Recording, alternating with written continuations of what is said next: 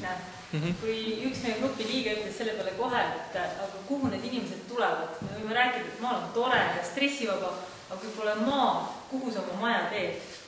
Ja siis me jõudsime järeldusele, et väga hea ettepanek oleks see, kui maamaks oleks diferentseeritud.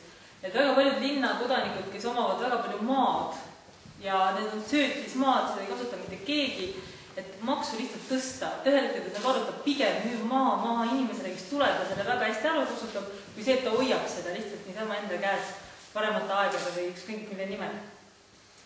Siis eraisiku tasandil, mida saavad muidugi inimesed teha, on see, et inimesed, kes praegu hetkel maal elavad, näitavad head eeskuju, nad käivad linnas tööl, nad saavad suurepärasema eluga hakkama, et tal ei ole vaja ainult nädalavahetuseks siia sõita, et siis jälle linna tagasi tormata, aga ta saabki iga päev maal elada sellest rõõmudest osa saada. Ja riiklikul tasandil loomulikult see, et kui te isegi mõtlete, et mida siis riik räägib maaelust, siis midagi positiivset seal hetkel ei ole, kaotatakse postkontoreid, kaotatakse metsapunkte, et tundub selline, et mis ma sinna lähen, seal ei toimu mitte midagi.